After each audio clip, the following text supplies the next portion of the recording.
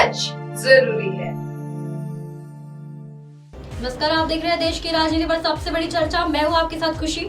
देश की नफरत भरी राजनीति अब सियासी दांवपन्ने में फंस गई है। एक तरफ कोई भारत जोड़ो यात्रा कर रहा था तो दूसरी तरफ देश का हर प्राइवेट सेक्टर को बेच रहा था। कोई अपना राज्य बचा रहा था तो कोई अपनी पार्टी की सियासत को बचाने की जद्दोजहद में लगा था। यही हमारा देश की राजनीति पर सबसे बड़ी चर्चा। आज की चर्चा में जुड़े हैं भाजपा के विपक्ष के 9 नेताओं पर निशाना साधा है। वहीं पर हम बता दें कि पत्र पर भारत राज्य समिति के बीआरएस प्रमुख के चंद्रशेखर राव, तृणमूल के कांग्रेस प्रमुख ममता बनर्जी, आप प्रमुख अरविंद केजरीवाल, पंजाब के सीएम भगवंत मान, बिहार के डिप्टी सीएम और राज्य नेता तेजस्वी यादव, जम्मू कश्मीर नेशनल कॉन्फ्रेंस के फारूक अब्दुल्ला, एनसीपी प्रमुख शरद के हस्ताक्षर किए गए थे। पवार, महाराष्ट्र के पूर्व सीएम उद्धव ठाकरे और समाजवादी पार्टी के प्रमुख अखिलेश यादव भी वहां पर मौजूद थे। वही बता दें कि विपक्षी नेताओं के खिलाफ केंद्रीय जांच एजेंसियों के दुरुपयोग का आरोप लगाते हुए 5 मार्च को प्रधानमंत्री के 8 दलों को द्वारा लिखे गए पत्र के जवाब में बीजेपी नेता गुरुवार को कई राज्यों में प्रेस कॉन्फ्रेंस की। वहीं पर कांग्रेस जांच ब्यूरो द्वारा की गई दिल्ली अखबारी नीति मामले में आप नेता मनीष सिसोदिया को गिरफ्तार किए जाने के बाद यह पत्र लिखा गया था।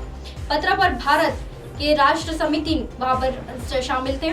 भाजपा के प्रमुख प्रवक्ता अनिल ने भी कहा है कि पत्र पर हस्ताक्षर करने वाले सभी नेता और दलों को भी भ्रष्टाचार के आरोप में सामना करना पड़ रहा है और जांच लंबे समय से चल रही है। वे जांच को पटरी से उतारने के लिए जांच एजेंसियों पर दबाव बनाने की कोशिश कर एक समूह बनाने की कोशिश कर रहे हैं।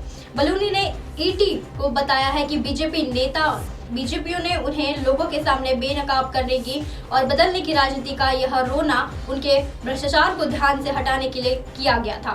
दिल्ली में भाजपा के पूर्व अध्यक्ष मनोज तिवारी ने आरोप लगाया था कि सिसोदिया की गिरफ्तारी के बाद भ्रष्टाचारों में दहशत है और जो भी भ्रष्टाचार के खिलाफ बोलते हैं वो अब भ्रष्टों के खिलाफ गले लगा रहे हैं।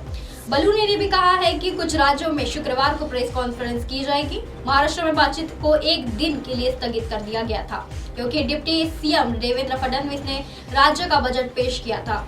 कांग्रेस मंत्री ने भी कहा है कि तेलंगाना के लोगों ने तय कर लिया है कि बीआरएस अगला चुनाव नहीं जीतेगी। तय भी कर लिया है कि निजाम राज्य और तानाशाही खत्म होनी चाहिए, जो कि किशन रेड्डी ने भी बीआरएस के नेता कविता और आरोप को भी जवाब देते हुए मीडिया कर्मियों से भी कहा है। हमें बीआरएस की आरोप विरोधी और कोई समस्या नहीं है, लेकिन ईडी ने तेलंगाना के सीएम की बेटी कविता को दिल्ली शराब मामले में तलब कर दिया था।